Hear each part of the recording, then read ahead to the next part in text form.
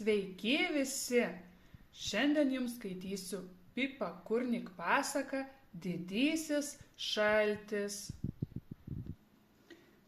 Artinosi ypač ilgos vasaros pabaiga, tačiau saulė dar buvo kaitri ir visai nesiruošė atvėsti. Gyvūnai suprakaitavo, jautėsi lipnūs ir sukaitę. Atrodo, kad tirpstu, dejavo Šama lama. Mes, lamos, nesame sutvertos tokiam karščiui, murmėjo Bahama lama. Mūsų vilna per stora, kada vėl bus malonu ir vėsu. Jos nusprendė atsigaivinti namuose. Netveriu savam kailiui, kada pradės snigti, nekantravo Bahama. O aš laukiu nesulaukiu, kol galėsiu čiuožinėti ir mėtyti sniego gniūžtes, svajojo Šama.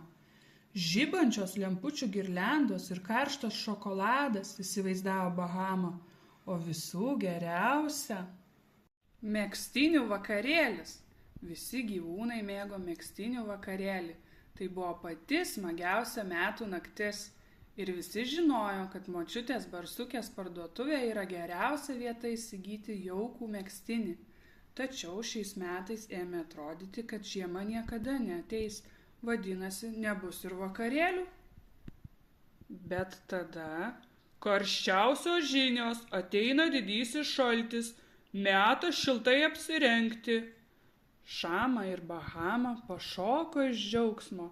Jos nekantravo apsivilkti jaukius megztinius, tačiau jų laukia nemaloni staigmena. Nenaudėlės kandys pragraužė vilnonius megztinius. Jie buvo pilni skylių, liko tik viena išeitis. Į močiutės barsukės megztinių parduotuvę, sušuko Šama ir Bahama šokdamos ant dviračio ir ėmė lėkti.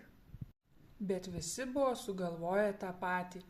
Triušis skubėjo kartu su Nomeliu ant ratų, pingvinas judėjo su ledų furgonu, lokys veržėsi į priekį su riedučiais, visi norėjo būti pirmi ir gauti po močiutės barsukės naujo sezono megztinį. Bet netrukus pradėjo pūsti vėjas ir iškrito pirmi lietaus lašai. Lietus virto kruša, o paskui sniegu. Pingvinas per pūgą nieko nematė. Jis siekė stabdžių, bet netyčia patraukė ledų gaminimo svirtį. O ne! Tai buvo tikra ledų lavina. Taukšt, mano namelis ant ratų. Bumbt, mūsų dviratis. Paukšt, mano ledų samtelis. Uf, mano užpakalis. O ne, dabar visi kaip reikiant įstrigo. Niekaip nenusigausime pas močiutę barsukę. Ji jau bus viską išpardavusi, aimanavo lokys. Viskas per tave. Prašau atleisti, susigraudino pingvinas. Mes visi pavirsime varvekliais, suklykė triušis. Bet Šama ir Bahama buvo sumanios lamos. Ei, paklausykite, mes turime idėją.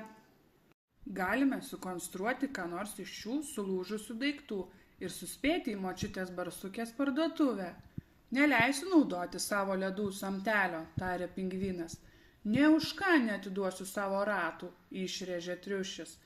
Neatimsite mano riedučių, niurzgėjo lokys. Gana, sušuko Šama. Jei norime megztinių, turime būti komanda.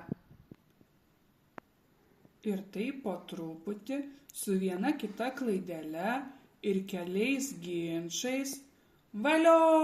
Kartu jie pastatė fantastišką supergreitą sniego valytuvą.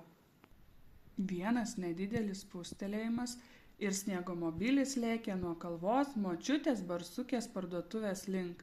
Vis greičiau ir greičiau jį švilpė, o iš šonus vartydamas sniegą.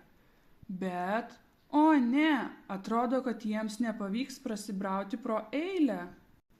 Pagaliau jie priėjo eilės galą. Močiutė barsukė kaip tik pardavė paskutinį megztinį. O varge, atsiduso močiutė barsukė, man liko vos keli siūliukai. Nesijaudinkite, tarė Šama. Mes puikiai mokame dirbti kartu. Megztinius pasigaminti bus vienas juokas. Aš galiu siūti, pasisiūlė Bahama. Aš prikabinsiu blizgučius, suplojo pingvinas. Galiu gaminti bumbulus, pasakė triušis. Ar galėtume panaudoti Šivos pušų kankorėžius, paklausė lokys. Jie tokie nuostabūs, džiūgavo Šama ir Bahama. Tikrai pasakiški, pritarė pingvinas su triušiu. Jie tobuli, neprieštaravo lokys. Dabar mes pasirengę. Vakarėlis,